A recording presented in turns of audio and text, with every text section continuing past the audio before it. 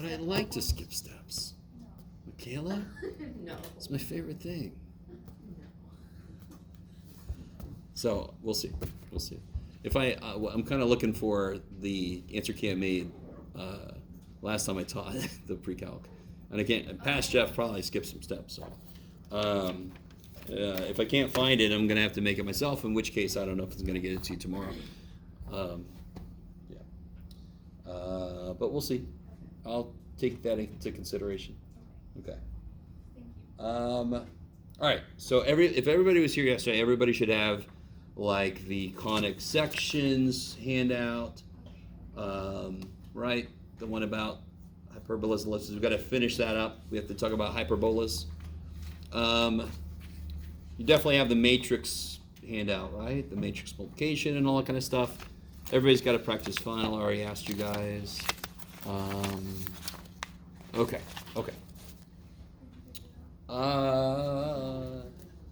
And yeah, okay.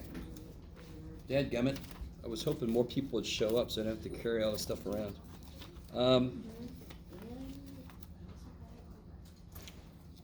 Okay. So no specific questions from homework or anything. Okay. So let's do a couple things first. First thing I want to show you. Let's start off with something nifty for a change. Jeff, damn you and your math.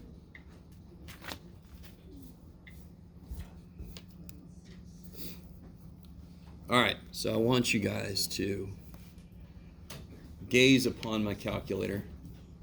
Watch this. Look at what I've done. You ready? You ready? No, don't worry about that shit. Watch this. Okay. I'm not asking you to put this in your calculator. Just look at that. Look at that. Wait, e to the cosine. Okay, you gotta love that shit. Yes? No. Oh, come on, you gotta love it. You have to. It's a law. Too bad. Sine t divided by 12. I mean, look at that shit. And x and y are really. Wait, this was a law? No, I was joking. Oh. I was saying that it was a law that you had to like it, but obviously that's still stalled in Congress. Watch what happens when I graph this. You ready? You guys aren't ready. Wait, let me make sure that something's going to happen. Oh, Jeff, you're there, buddy. Okay, here we go. You ready? Here we go.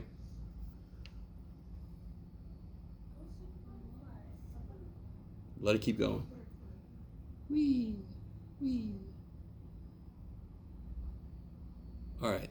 Oh, that's the thing you put on the original. Hey! On canvas, right? Yeah. Yeah. So I wanted to make sure that I showed you that. I promised you in Canvas I would show you that. If you want to Google this, it's called the butterfly function. I know, math people, very creative. It looks like a butterfly. It's called a butterfly function. And there's also a polar equation form of the butterfly function, right? So if you look it up, you'll probably find both functions. And then it gets sort of like, you're like, okay, what if I make this 6? The poor butterfly gets mangled. Aww. All right, poor little dude. Anyway, now that looks like an alien meditating. All right. Maybe it's a It looks like oh my gosh, what's his name? Luke Skywalker on the rock. Oh, okay. Anyway, so some things you can change. Don't do too much. Anyway. But what's really neat, now do you see, anyway, I don't know if you guys, see how it's kind of like off, out of phase, they're not lining up? Yeah. And do you see why does it make sense for me to say out of phase? Yeah. And do you see what I did? I changed it's not out of phase. I changed the period. This used to be divided by 12, right? Yeah. So that kind of controls where it is in the rotation. So that's why it was offset a little bit each time. If I divide by 12, then it perfectly lines up with the other dude. Anyway, enough of that. I just want to show you that real quick because it's kind of cool. Next thing is, couple things. There is a problem. Well, I think there's a couple. There's one notorious one. There's another one that has like one fractional answer for your matrix, not your matrix, but your systems of equations. And then there's another one, number 13, that's got a bunch of really beautiful fractions as an answer, right? 13? Yeah. Yeah, so when you do 13, expect fractional answers. Let me show you something. Yeah, I want to show you a couple things. So if you do this, the by hand method, not, when I say by hand method, I mean not matrix method, just kill an X and kill an X again. You know? You're going to have to work directly with fractions. You actually still could, anyway. It's a lot easier, believe it or not, to do this problem in a matrix because you don't need ones in a matrix. What's the most important thing to create when you set up a matrix for a system of equations? What is the most important thing to have happen? Zeros. What's the easiest way to make two things become zero is if one of them is one. You with me? Is that the only way to make two things become zero? No, if I have a 2 and a 3, I can multiply that by -3, I can multiply that by 2, add them up, it makes a 0, correct? So I don't need ones. Are you guys semi with me? Yeah. Or, more than not with me at all. Is that okay? So I want to do a couple of the first steps of this problem using a matrix instead of by hand, but you guys are going to have to do it by hand, too bad. Holy crap, I really zoomed in.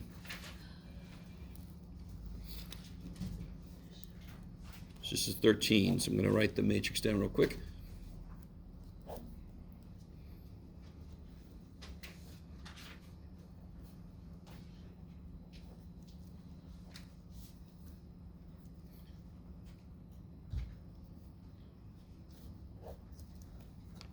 So let me see if I can get to a point. Well, we'll see.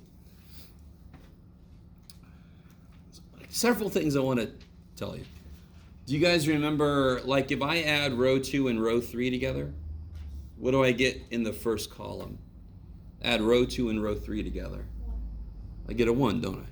So I can make ones. I can't always easily make ones. So like if I made this a -2, then it's a little bit trickier to get a 1 there, right? Okay, so let's ignore that for a minute. What's the matter? What's up? 5 minus 2 is 2. No. If I add row 2 and row 3 together. Oh, row 2 and row 3. Yeah, That's yeah. simple. If I make this a 2, then it's not as straightforward to create a 1. Okay, I like it. So let's pretend like we don't even notice we can make a 1. How am I going to make a 0 here then? I can multiply row 1 by... Do you see how they already have opposite signs? Yeah. Do you see what I mean? By 3. These already have opposite signs. So all I need to do is make them the same number. They've already got opposite signs. So what would I multiply this by row 1 by? 3. And I would add it to how many times row 2? 5. 5. And I would put the answer in Row 2. row 2. Good, because that's where I want a 0 to show up. You need 5 times row 2. Totally. So this would become, so this is the way I would do this. So I'm going to multiply this by 3, by 3, by 3, by 3. Good job, Jeff. And then multiply by 5, multiply by 5, multiply by 5, multiply by 5. Okay. So now if I do this, I get 15 minus 15 is 0. 6 plus 10, 16. 12 plus 5, 17. 27 plus 50, 77. Right? You guys sort of with me? Okay. So again, if you don't see a way to make a 1 easy, you could do this. You could just do this instead. And what I mean, let me see. I don't want to spend all day. How long is it going to take me to get there? I don't know. Hey. Couldn't I also use row 2 and row 3 to make a 0 here? What would I multiply row 2 by? Yeah, I'd do 4 row 2 plus how many times row 3? 3 row 3. And put the answer in row 3. Okay. So now this is going to be, that's where things get neato. You could be neater if you want to rewrite the whole matrix. I hate rewriting shit. Bless you. So if I multiply this row by 4, that'll be negative 12, 8, 4, and where am I at? 40. This would be multiplied by 3, 12, negative 9, 15, and negative 9. So then I would get negative 12 plus 12 is 0. 8 minus 9 is negative 1. 4 plus 15 is 19. 40 minus 9, 31. So you always go back to the original row when you're multiplying? Yeah, that's why one reason. So you see why I put these in parentheses? Because I only multiplied it just for a minute, just to kill something else, and then I don't need it to be multiplied anymore. That's why I don't actually multiply it. I just put next to it what it would be. Okay. So then I have less writing to do. Now what happened, what kind of sucks is I didn't want that to be a 1 to show the next thing I wanted to show you, but I got unluckily lucky there. That kicks ass. This is a 1, yes? Because now it's easy to get rid of these two. Yeah. So when you're using the matrix, how do you know when to stop? When it looks like the... Yeah, what's your goal for this piece? What's your goal for that piece? 1, 0, 0, Okay. 0, 0, 1, 0, 0, 0. So that's when you stop. Okay, so when it looks like the identity that you showed us. Yeah. Totally. Because that would mean, in matrix speak, identity matrix means you have one of each variable separated. So then you could just read the answer off of the end. Okay. Okay. Now, real quick, what if I work the matrix out and I get to this point here? Let me see. It doesn't matter, Jeff. Blah, blah, blah, blah, blah, blah. Let's say I get to this point here. 0, 0, 8, 29. Don't I want this to be a 1? Yeah. If I make this a 1, I have to divide by 8, which would make this a fraction. So don't. Just don't. Don't divide by 8. Instead, do what we were just doing. That's not a 1. Okay, I can multiply the first row by negative 2, and then add it to this to get a 0 there. Are you with me? So I don't need to make fractions in the middle of a matrix solution. I just don't make it 1. It's going to make it a little bit worse, but it's going to be a shit ton better than trying to work with fractions in the middle of a matrix, right? A metric shit ton. Yes? So like the matrix is kind of similar to elimination, but you're just not rewriting everything? A matrix is elimination. Yeah, Okay. that's what it is. With elimination, you would write yourself. Like you would write out you multiplying the first equation by -2, but you're just kind of. So real quick, what would this last row mean in system of equations speak? So then you'd have to divide by 8, and then you can plug that in, correct? Yeah. So if you're doing this by hand, and again, there are ways around it, but it's not as apparent as a matrix, but this is what you would do. You get that, you plug it in, you figure out what the other letter is, so then you have to work with fractions, correct? But you would just do. With a matrix, you just don't make a 1. You live with it not being a 1, but we can do that. We know how to do that. So then with this equation, with the first equation, you multiply it by -2. Yeah, in this case, I would multiply by -2, and then I can make a 0 there. Now, to be honest, I need a 0 here also, right? Yeah. Okay. So I'd have to still, Okay. I multiply the first row by 8, -8, so these would cancel. Is that cool? Yeah. Are you guys semi with me? Yeah. So in a matrix, what I said the other day is true. You never have to have fractions show up in the middle of your work, ever, in a matrix. Now, here's the ultimate thing I want to show you. Now that I can't even read what the shit this was. You ready? Do you guys see a button on here that relates to what we... Yeah, it says frickin' matrix. All right, so let's all enter the matrix. If you want a calculator, I've got some, but here we go. If I hit second, that button, I'm in some weird shit. All right, so here's how this works. This is where I go to, like if I wanted to double matrix A, I would say 2 times and then I would select A. I haven't created A yet.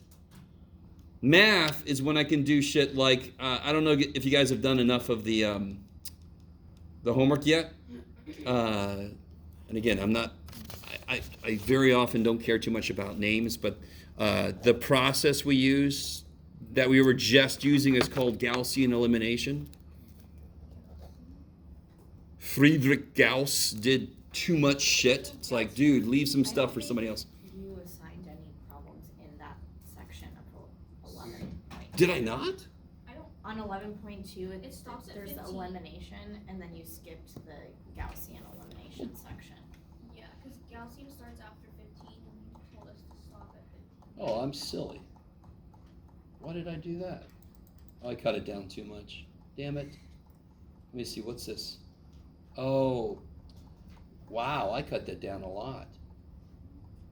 That's not good. Let's see. I stop at 15?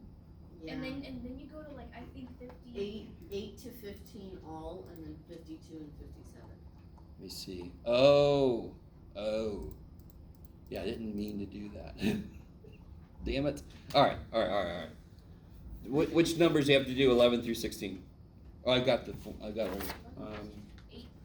It's 8 through 15, and then 52 and 57.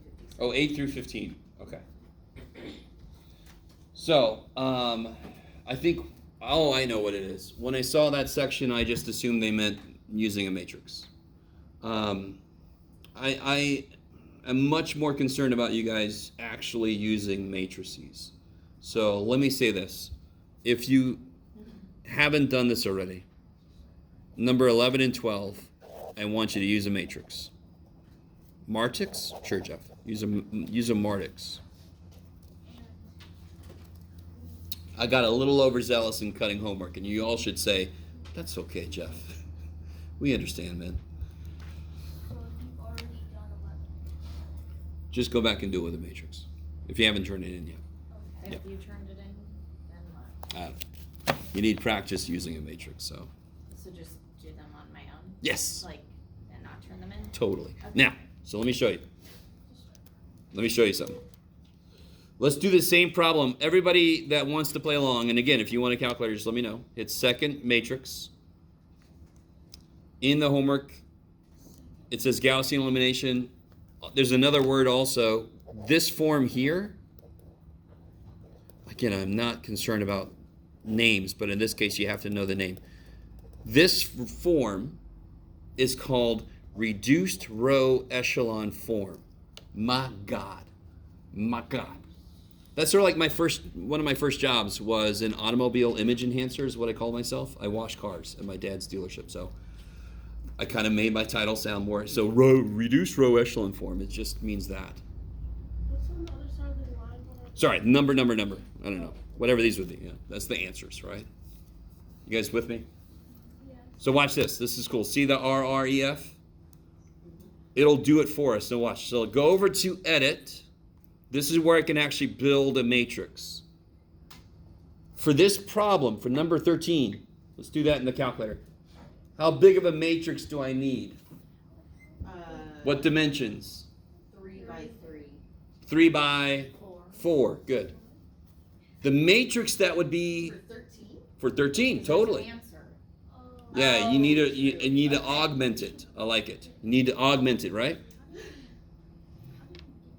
All right, I'll do it again. Edit. All right, so here we go. Matrix. Go over to edit. Select A. And we're going to make it 3 by 4. Look at that shit. Now, if you have an older calculator, you probably can't see the whole matrix on your screen. Don't worry, you'll get there. All right. So now I'm going to put the coefficients in. 5, 2, 4, 9, -3, 2, 1, 10, 4, -3, 5, -3. I think that's good. Yeah. So that's from problem number 13, right? Yes. Okay, cool. All right, you ready? So do this for me. Hit second mode to quit. It seems very silly, but I need to get out of the matrix, because if I ask it to solve the matrix while I'm in the matrix, I'm going to put a matrix into the matrix, and it's not a good way to go. Spoons get all bendy and stuff. So hit second, get back in the matrix. Now I want to do math to the matrix. I want to do row reduced echelon form. I want to do that to what? Now you got to go back in. I know this is really repetitive. Go back into matrix and select A. So I want it to end up looking like that. So that's the names part. This is where I can actually pick a matrix to do something to. Let's see. Now watch. This is going to be very anticlimactic here a little bit, but right there it is. It's not is that right? The first three part. That's our identity matrix, right? So whatever those are the answer. Now those are not fractional, are they? A button you guys should know about. If you hit math, now watch this. You ready? This is so cool. If you hit math, change to fraction, it assumes you mean the last thing that was on the screen. Look at that shit. Sorry, I'm cold. Oh, yeah. Sorry. That's what I ended up getting. Yeah. So this is a way, even if you're doing a problem that does not ask you to use a matrix, that's a way to check your work. Are you guys with me? Yes. And what's really nice, again, is that one button. It was so cool when I first did this, and I realized, oh my God, it just takes whatever the shit was on the screen, and whatever is currently not a fraction, it makes it a fraction. It's crazy. All right, I'll calm down. Okay.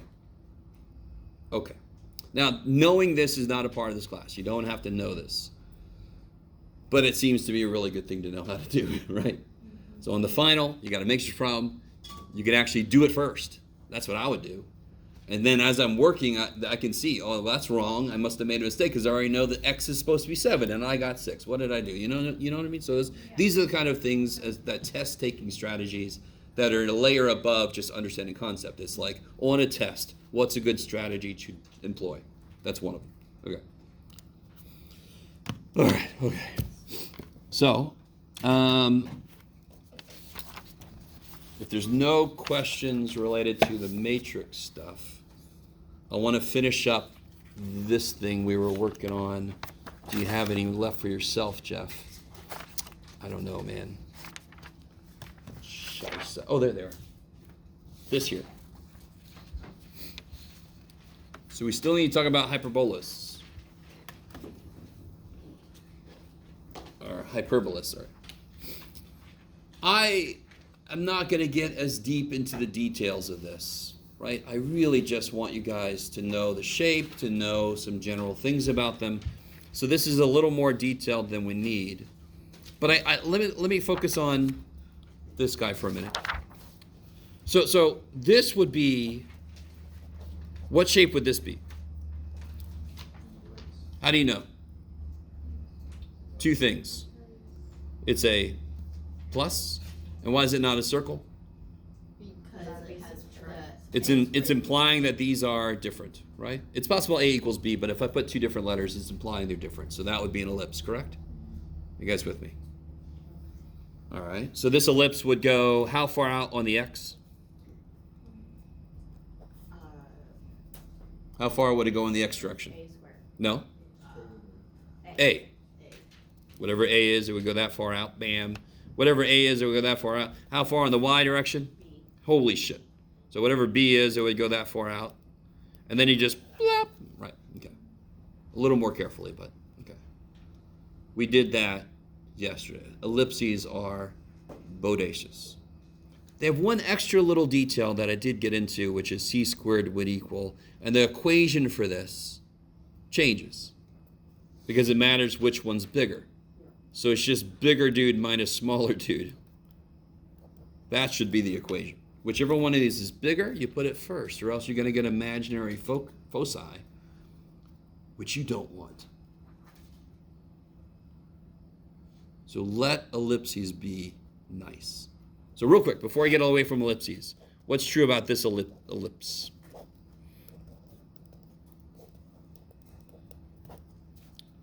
You're like, damn it, you Jeff. That the B is bigger. It's, center is. Good. 2, -1. That's what you should immediately first notice. So when I say, how far do we go in the x direction, what would you tell me? 4. 4, because that's squared, right? Mhm. We go 4 in the x direction. 4 from where? From 2, -1. From the center. Kick ass. In the y direction, we go 5. 5. Good, because these are squares of the thing in the y direction. So it works a lot like a circle. You just don't go out as far in one direction as you do the other. So first thing I'm going to do is I'm going to plot the center.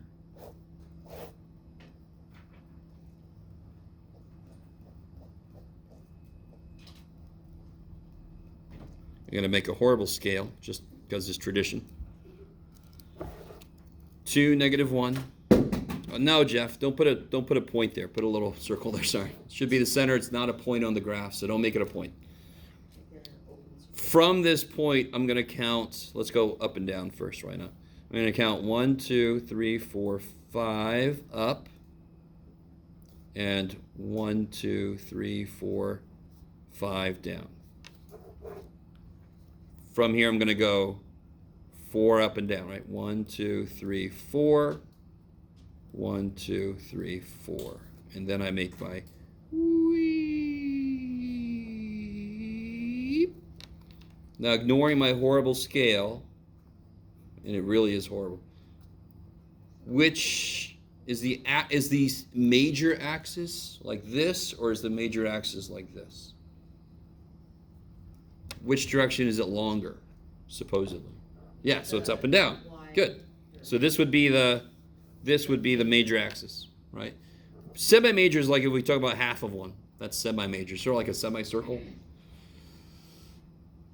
And then if I want the focus, which I probably won't ask it because I'm not going to get too deep in the weeds on these, I would do the big minus the small. And in this case, it's nice. That's 9. So C is 3. So I go 1, 2, 3. That's a focus. 1, 2, 3. That's a focus. And just to complete something I was talking about earlier, our solar system, our orbit, Earth's orbit, in fact, every planet, is elliptical. The sun is at one focus, and there's nothing at the other focus. It's just the way things are, just how things shook out. So to find the focus, you're going 3 away from the center. Bless you. Yeah, because I found out that this C is 3. Yeah. That is the distance I go from the center to get to the foci. Okay. Foci. So really, if it's been translated, your work doesn't really fundamentally change. You just find the new center and you count. Every time you count, you start there. How you guys feeling? Compared to some of the stuff we've done, graphing ellipses are satisfying. So what the shit is up with hyperbolas?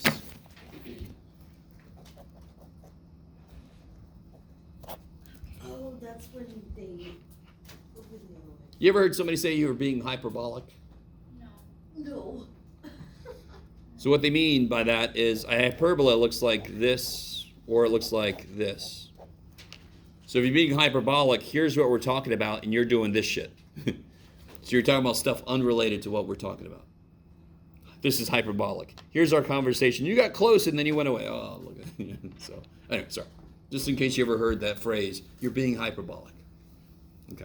Doesn't mean that you're sick.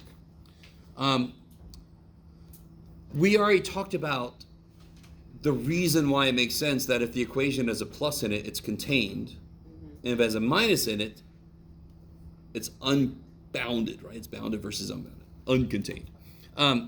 So this is kind of nifty. Okay, let me just cut to the chase. So if I have a hyperbola, here's the only fundamental difference would be there's a minus there.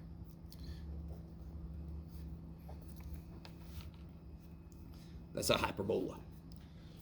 This is going to kick a lot of ass. Pretend like you're graphing an ellipse. I start off nice here. Where's the center? 0, 0. See if I can make a good scale for once.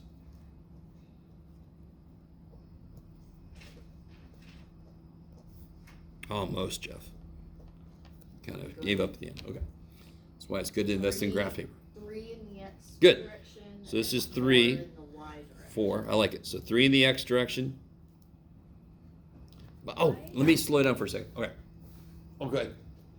Just plot that one point. Let me ask you guys this. How would you check to see the intercepts? How do you always find, like for example, how would I find the y-intercept of any function we've looked at? Set x equal to 0. What happens to this if you try to set x equal to 0? What happens? If you set x equal to 0, you get that equation. When you try to solve that for y, what happens?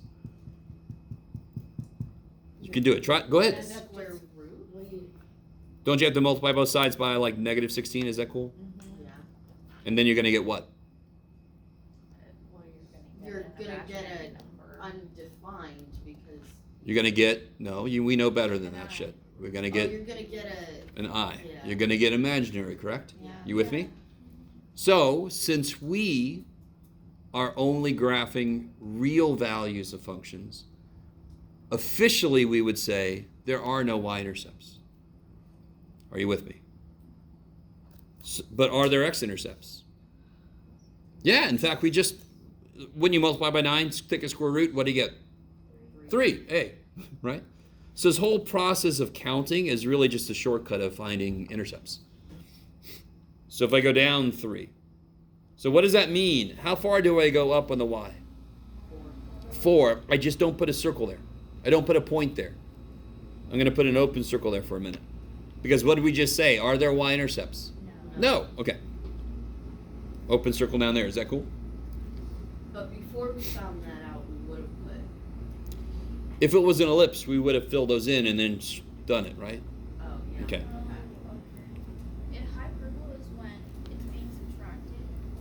'Cause I noticed Yes. Okay. Good.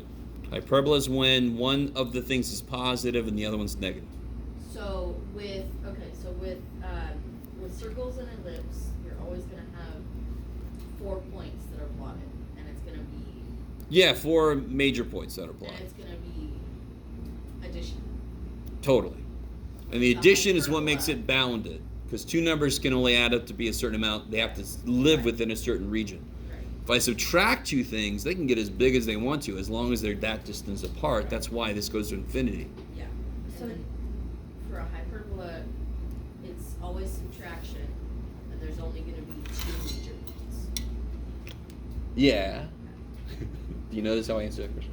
Sorry, just trying to get it So, all these are organized. points that lie on the graph. These are not, but these are important. We'll see in a minute. Go ahead. I was gonna ask a question about the open circles. Is that where it kind of like curves off? Yes, we'll see right now. You ready? So watch. This is, so if I did this, that would be if there was a plus sign, correct? Okay, so you ready? This is the process, and then I'll talk about why this works. If I kind of make a little, see what I'm doing? I'm making a rectangle that goes through all the points. Yeah. What Megan just said is correct. Then you make a line going through the corner. Did we use an open circle because we found out the answer with the open Because circle? that's not a point on the graph. Yeah. That's why. Because it's an imaginary number. No. Because it's unbounded in that way. Yeah, this would be the location of the y-intercept, which again, you remember that video we showed? If I pick this up and I get all colorful and go to a different dimension, I could find it. That is not a point on our graph, but it still helps us do what we're doing right now. You ready? You ready? Yeah. Those are asymptotes. I'm done. So here would be the ellipse. So if I took the ellipse, this is kind of cool. If I took the ellipse and I just turned it out, there. And now the sides can just keep going forever, right? Because they're not contained. So you did the whole diagonal thing because if you didn't, you could have made the openings as small or as large as you wanted to. Come at me again with that, sorry. So I'm trying to figure out why you put the diagonal. Oh, okay. Let's talk about why that's true. In fact, let me ask you something real quick. Can somebody tell me what the slope of this is? What point is this? In fact, how far did I go up? 4. How far did I go over? So isn't that 4/3 slope?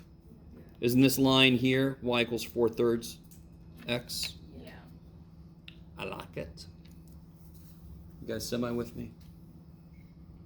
So why is the asymptote only contained to in between? Like it's not where they it's at let's say +4 right there. So it's not gonna cut curve underneath +4. Do you understand this? It keeps going upward as opposed to curving and flattening out. Oh, yeah, this keeps going. So the Up. box it's contained. The asymptotes are contained in between. The graph is contained by this. Is that what you're saying? So this is exactly like a slant. I This guess is I'm a this is looking a at slant the- asymptote, as right? horizontal. I'm Oh. thinking horizontally, Oh, okay. but that doesn't matter. That's just in between. Oh, you mean this guy? Yeah. This is just a construction device to help me see the corner here so I can make this. Okay. This has nothing to do with the graph. This does. Okay. This little box I drew helps me graph these. So the These are what's diagonal- important. Yeah. the This is diagonal just a asymptote. visual aid. So Yeah. how much do we determine how much? Yeah. Now think about it. If I change these numbers, for example, real quick, guys. If I would have made this 1, right? Wouldn't I have only gone up 1 and down 1? Wouldn't this have been much Okay, so then it's just tighter? flatter. And then that would have, and then the asymptote would have been a lot, and then it would have been a lot skinnier. Okay. Okay. Okay. So Yes. it just depends on what the y. Exactly. So here, Okay. all right. Box Okay, is that it, makes sense. so the box is just to help graph. It's not an asymptote, but The diagonal box, lines are. yes, exactly. It is, but it isn't. Okay. I made it dotted because it has no, I don't want to make it solid because anything I make solid is part of the graph. Yeah. With, But I made it dotted, which is what we do with asymptotes, so I see why that was confusing. Okay. with these graphs, are we always gonna have an open circle on one of the axes? Yes, totally. Now, real quick, watch. You ready? Why did this one? I call it. This one I call it's sitting on the x-axis. You guys agree with me? What change would I make so instead it would have been sitting on the y-axis? It would have done this instead. What would I change in the equation so it would have done this, and this would have been the open circle? What would I change? Why were there no y-intercepts? Because of the negative sign, correct? So X Yeah. would If be I made this negative and this positive, all this work would have been the same except it would have been here. So again, going back to the thing, if the x squared piece is positive, it opens right left, and I call that sit on the x-axis. If the y piece is positive, that means that y-intercepts exists and x doesn't, so therefore it opens up and down, it sits on the y-axis. I like it. So Kick ass. circles and ellipse are always positive, both x and y. Both the x part and the y part are positive. And then hyperbola, one is always going to be negative and one's always going to be positive. Yes. Okay. So before we do number 2 on the other side, why did I pick number 2? Because it is the, Almost the exact same. well, no, it is the, what is this going to be? What shape? That's going to be a that's going to That's be gonna an sit on the ellipse. X. No, come on. That's going to be an ellipse. It's got a plus. It's either a circle or an ellipse then, right? Yeah. And it is It's an an ellipse because these of numbers the are fact that different. They're different. What's this? That's going to be a circle. Circle. I like it because it's x squared plus y squared is 9. It's just a circle that has been shifted, moved. I like it. So do number 2. That's the hyperbola. I want you to do number 2 right now. Do it. If you need this sheet, let me know. I'm going to try to remember something while you guys do that.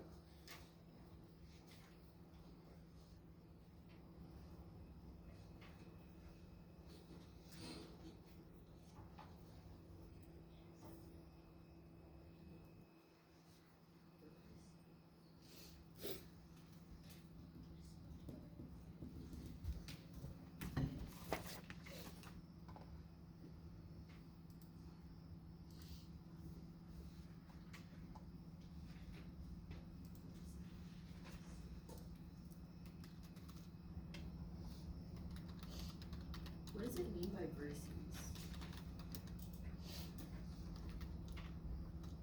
Say again. What does it mean by? Oh, sorry. These are vertices. Oh. Just like on a parabola, that would be the vertex if that was parabolic, right? Okay, yeah. So these are the vertices, yeah. All right.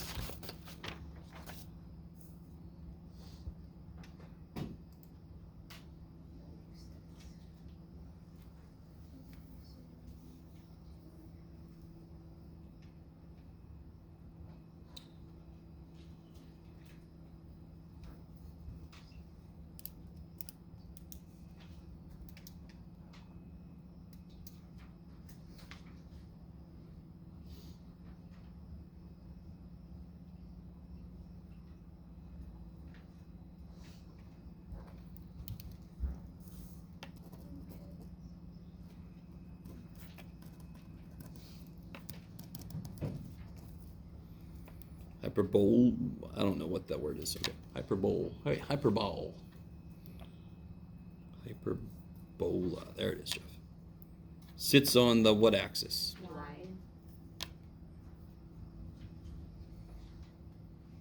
What's the center going to be? 0, 0. Is everybody cool so far? Yeah. Y'all cool with that? Okay. Foci. Now, here's the really funny thing. And again, I end of the semester, last day of new shit today. I'm not going to be overly concerned about too many details, but the focus for the ellipse, remember, was a squared minus b squared based on which one's bigger, correct? Yeah. Yeah. There's a plus in the equation. There's a minus for the foci. Okay. Does anyone have a clue what the formula is? It'd be c squared equals a squared plus b squared. Yeah, which definitely looks familiar, but So that's the foci for that's how to find the foci for hyperbola. Okay, Yeah. so it just switches sides. So this question we'll answer in a minute. So what are you guys doing first over here? It goes out to 1 on the. Okay, it goes up and down 1. Am I going to put a closed or an open? Open. And then up and down 4. Up and down 4. And this is going to be closed. And just to model good behavior, you really should tell me what the hell kind of scale you're using. Okay.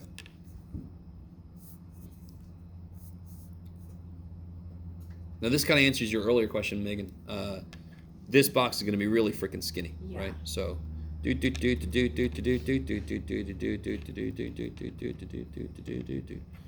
All right, and then you make whoa. Oh shit, it's not even enough. Whoa.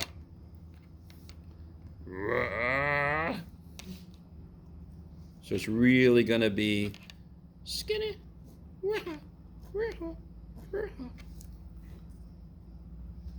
Now, do you remember what I said about foci? I know this is silly, but it's a beautiful visual. I should look that video up. But there's the old-timey guy. I think it was a vaudeville action. Old-timey guy standing there, cannons right there. They shoot the cannonball, right? So, does it make sense? The foci should be out here, because this is the guy going, right? Yeah. So the foci should be out here, which is why the equation has a plus in it, so the foci go further out. The foci is just sitting on the. So let's see what it is. How do I figure out the foci? It would be c squared equals Squared equals 4 a squared squared plus 1. b squared. I like it. So c equals the square root of 17, which is roughly 4 point something. Let's see. 4.123.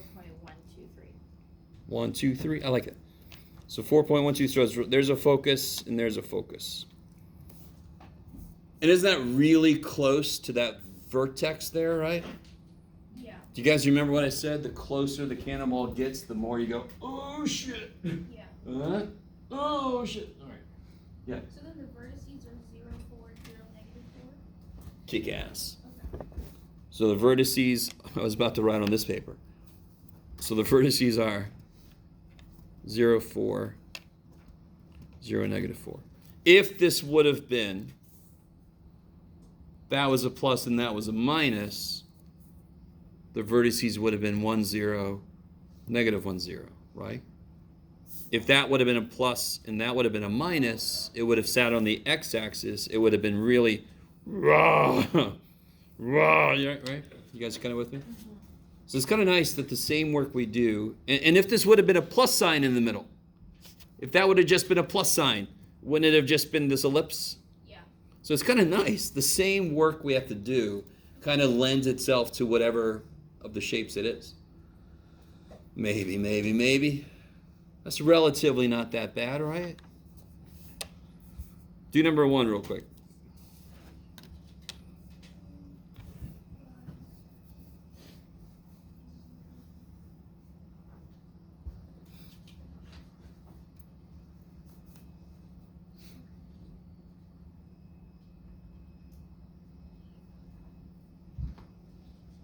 Oh, let me see if I remember. I want to show you the proof of why the asymptotes are where they are.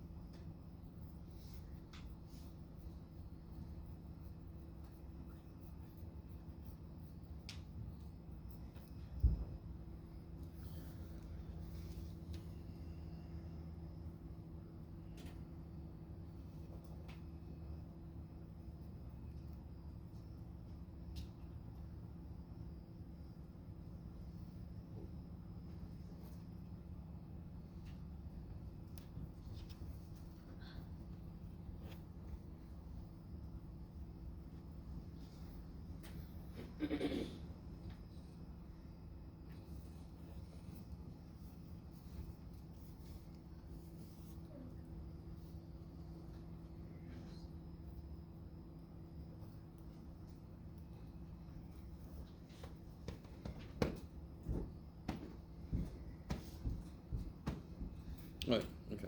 I think. All right, let me catch up to you guys. How far out does it go on the x-axis? 3. So it goes out 3 in both directions. So this is a little bit evil of a question. It's actually 6 in the, but it goes out 3. I like that answer. It goes out 3 both ways. Y-axis, it goes up and down. Center is at 0, 0. Foci, 0, 4, and 4. I like it. And again, C in general tells you how far to step out away from the center. So if the center would have changed, you're... Sorry? Oh, it's on the line. That's okay. So let's see. I go out 3 on the x-axis. I go up and down 5. Y-axis. So that's enough just to get my ellipse. Okay, for me that's... Unfortunately for me that's really good. And then the foci are nice. foci. So I don't know if you picked up on this, but I'm not going to be too, I can use a word, you ready? I'm not going to be too nonplussed about finding the focus, the foci. I'm not going to be too worried about finding the foci. Would you guys agree this is easy as hell? What's the center of this one? -2, 1. So -2, 1. That's the center. I'm going to put an open circle there. And I'm going to count in all cardinal directions by 3.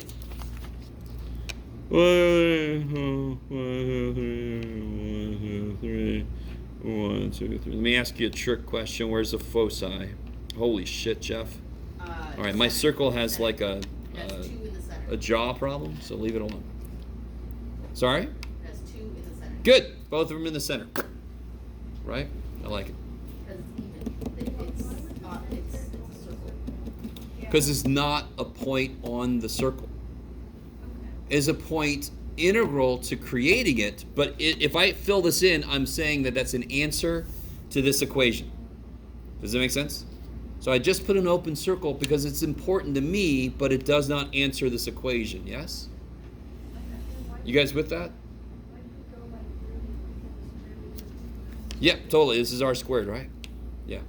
And to be honest, I could divide everything by 9, and then it looks like an ellipse equation. And when I go out 3 in the x direction, out 3 in the y direction, all right. So, and again, a circle is just a special kind of ellipse. That's why if I wanted to, I could put it in the form of an ellipse. So let me ask you, why is this in the form of an ellipse? Okay, that's one thing. Because they're fractions and they're not equal. Is this a fraction? Not really, but you can make it to one. Yeah. So their x and y are both squared. There's a And plus sign, the- and it equals 1. That's how you know. So if it doesn't equal 1. then Yeah, it's so if I gave you not this, bad. if I gave you this problem, what problem, Jeff? I don't know. Shit. What do you got, buddy? I ain't got nothing. Leave me alone. Okay, here we go. You can do it, my friend. Yeah, okay. What should your first step be? What has to be here? A 1. So you know your first step. So you get x squared over Why would you do that? to make this side 1. Okay, okay. Because what's the equation of an ellipse?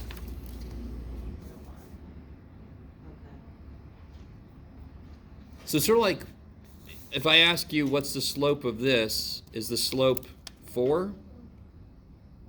Why can't you see the slope easily? Because this is not in the right form. So how do I put the ellipse in the right form equal to 1? Okay. All right. What time I got? This is beautiful. I love it. One last thing. This is the last new idea, and it's related to a section that's extra credit, and that's the sequences and series. But I do want to say this one thing. So if you don't want to hear me, just, stop listening. How do I put this together? Oh, let me do this. How do I find the average of a set of numbers? If I had those numbers, how would I average them? Add them together and divide by 3. So the average is add them all up divided by the number of data points, right? I'm going to put on my stats hat. Okay. That's what that says. In some other language, I don't know. Jeffy's. Now, you ready for this? Now, of course, 1 + 2 + 10. Okay, who cares? Here's the symbol that we use for add 'em all up. We use this symbol. You ready? In fact, what's the official name for adding? What's the technical name? You find the sum. Cool. Math people, we're silly. We're like, okay, we want things to look, we want things to look really formal. Do you guys, anybody watch the Super Bowl ever in your whole life? Back when it was like Super Bowl 47, they would have Roman numerals. I don't know if you guys ever paid attention. They would normally have this stupid graphic where they all in rock and they would drop Super Bowl 47 and nobody knew Roman. It was just cool to see. Super Bowl 50, I wanted them so bad because anyone know what the number 50 is in Roman? L. It would have just been this Super Bowl L. It's like, no, that wouldn't have quite. So what's the point, Jeff? We decided to use Greek letters. And this isn't really true. This is like your drunk history of math, just to make it look more like, ooh, that's formal. So the letter we use for add them all up is the Greek letter S, which is sigma. So and of course, are the data points, and we use the letter X to represent all the values, correct? And then the number would be N. So in statistics, this is the first equation I would show my students. So why am I showing you this? Because you're like, I'm not going to take statistics, Jeff. That's bullshit. All right. First off, don't say that. Secondly, you're going to see the symbol in calculus. And if you're not going to take calculus, you're going to see it right now. So here's the full-blown. This is what this is kind of missing. Let me ask you this sequence here. Does anyone see something true about the numbers in that series of numbers? Anybody see something true? Anybody see something relating them? Sure, but so they're all perfect squares, right? Isn't this the first number, that's the second number, that's the third number, that's the fourth number, yes? Okay. So whatever number I'm at, I'm just squaring it. Cool? So to capture this, we use this symbol, add up. You ready?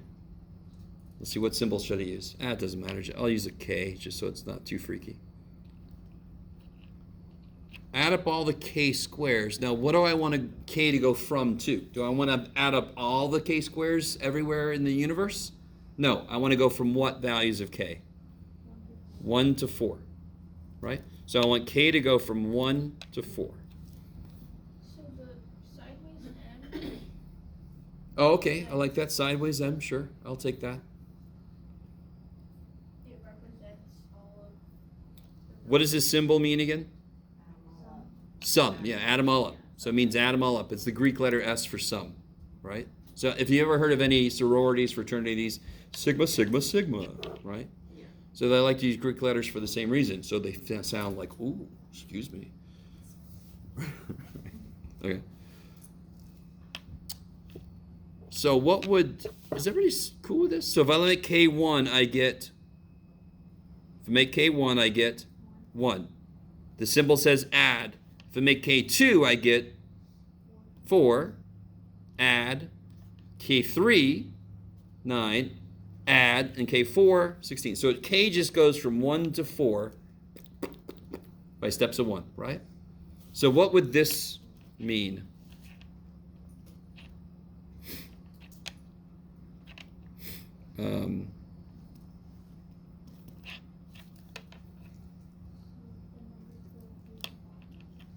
So K goes from 3 to 5.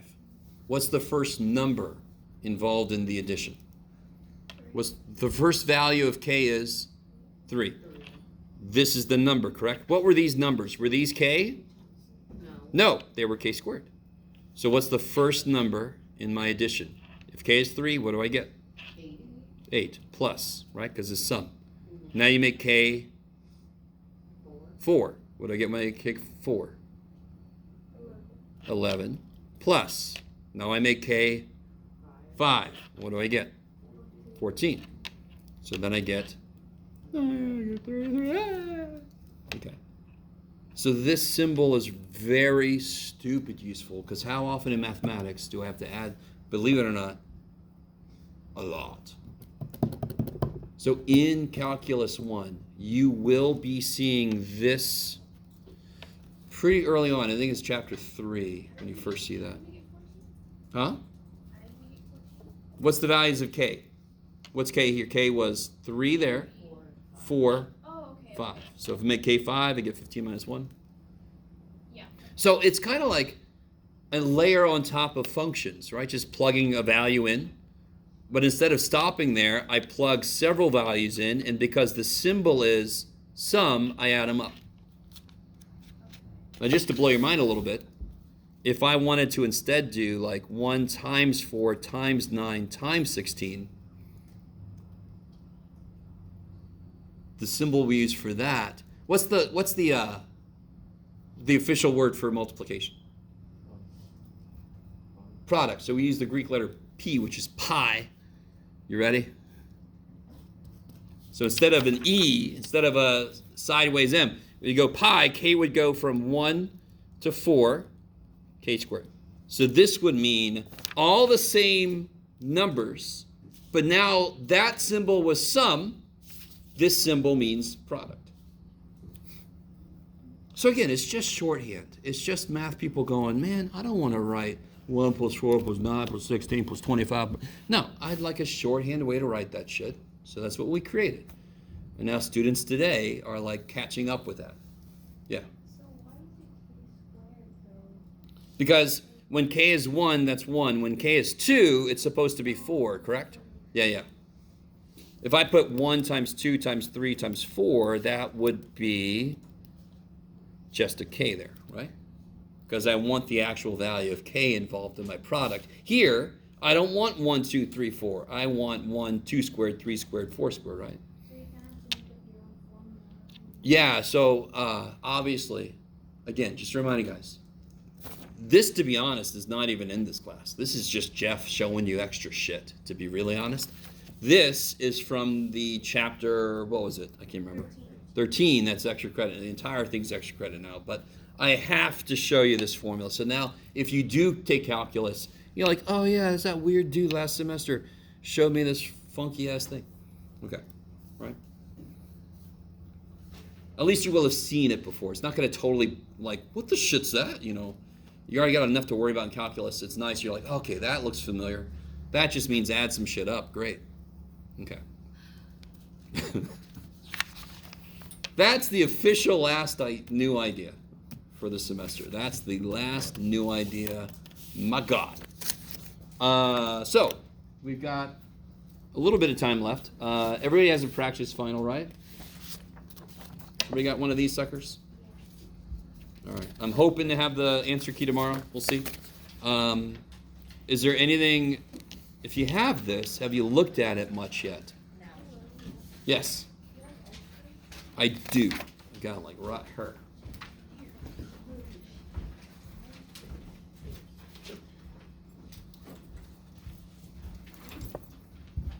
Does anything sound completely like we talked about that? Yeah.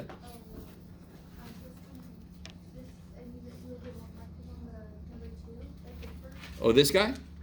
Yeah, the first. Yeah. So real quick, if the problem would have been, if instead of that, I would have said simplify this, why is this easy? What's 3 squared of 7 minus 2 squared of 7?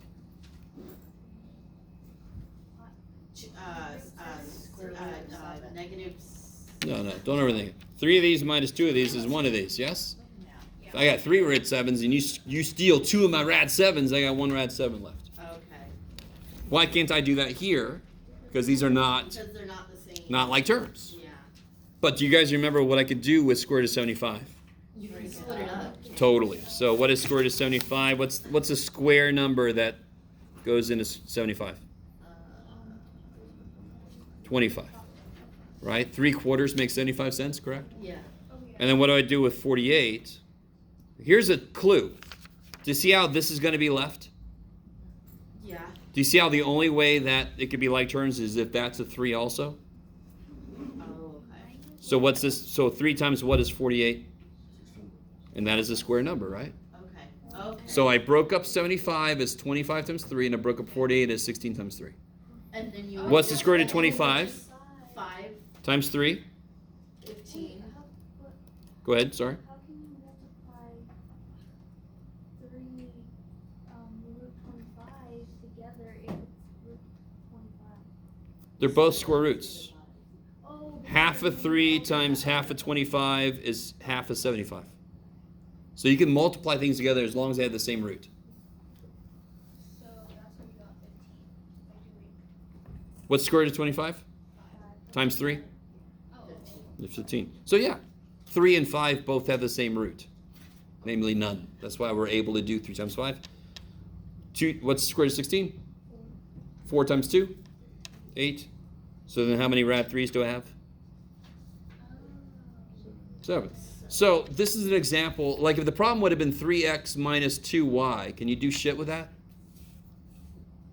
3x minus 2y. No. Nope, not like terms, and they're not like terms, and I can't even try to make them. If I have numbers, maybe I can do something so they end up being like terms. So I could do a little bit more because they're not truly unknowns, they are just gross numbers. Poor little dudes. What about this guy? What about this guy? Sorry, somebody put their emotions on their face. I like that. Somebody's like, I don't multiply know. the negative 5 up, or the negative root 5? No? If that wasn't there, I would multiply by rad 5. Can you multiply by the reciprocal? 1 minus? No, 1 plus 1 plus. Oh, wait, Multiply by the conjugate. Oh, yay. I knew. So a lot of this is going to be shaking some rust off, Yeah. right? Definitely. So we have developed some rusts.